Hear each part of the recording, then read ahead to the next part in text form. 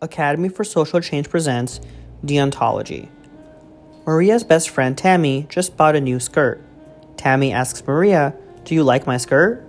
Maria doesn't. She knows that telling Tammy the truth will hurt her feelings, but she also knows that lying to her friend is not right.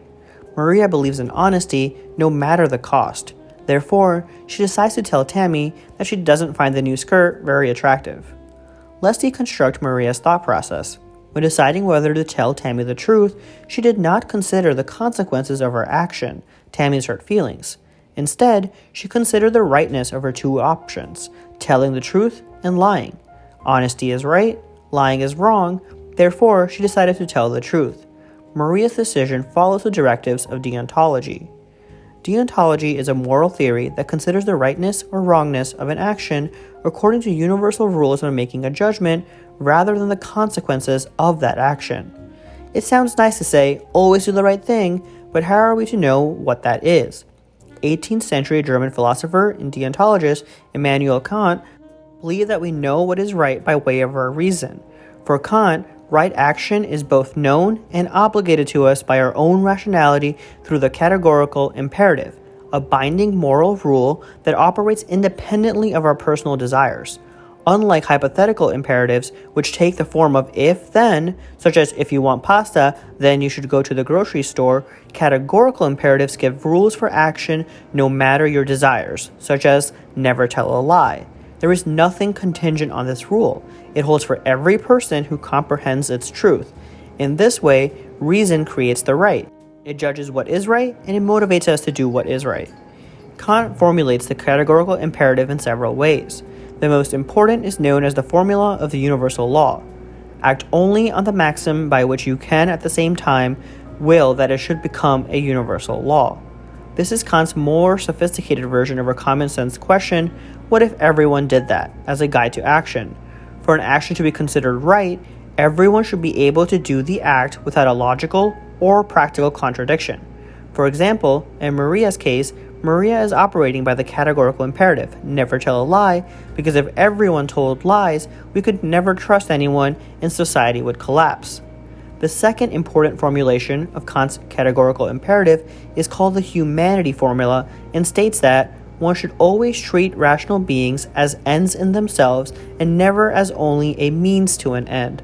The formulation is usually interpreted as uplifting the rights of other people. Because of the humanity formula, deontology is often considered to be a rights-based approach to morality.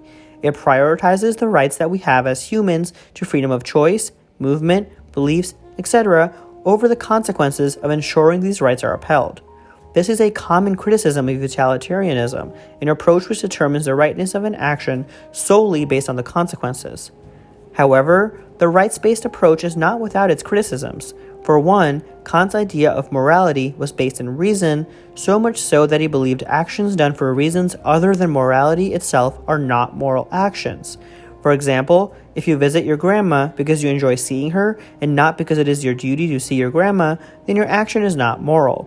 Kant does not believe your action is immoral because you do it out of desire, but that it is amoral. Many find this aspect of deontology to be counterintuitive and not reflective of our moral lives.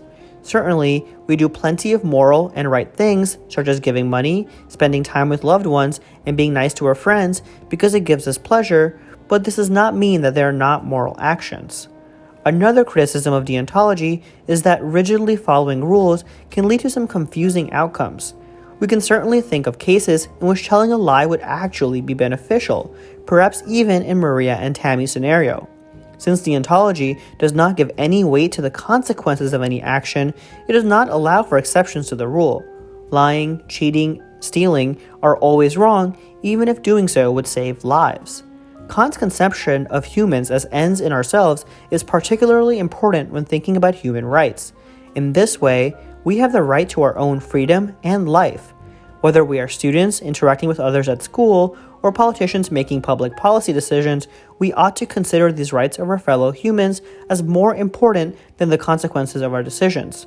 For example, a politician cannot pass a law that states that 10% of the population must give all of their money as taxes, while everyone else does not have to pay any taxes at all. While this may maximize pleasure from a utilitarian perspective, From a deontological approach, it requires using 10% of people as mere means and not ends in themselves. Although no politicians are suggesting that we alter tax laws so drastically, they are making decisions about where pipelines and factories go, often disrupting those who live on the land and subjecting them to dangerous pollution in order to serve a larger population. From a deontological perspective, some or many of these decisions violate the rights of these individuals, treating them as mere means to an end. Deontology, unlike utilitarianism, attempts to protect our rights as individuals when they do not agree with the interests of the whole. Now it's your time to think further. Should consequences of an action be considered when determining its rightness or wrongness?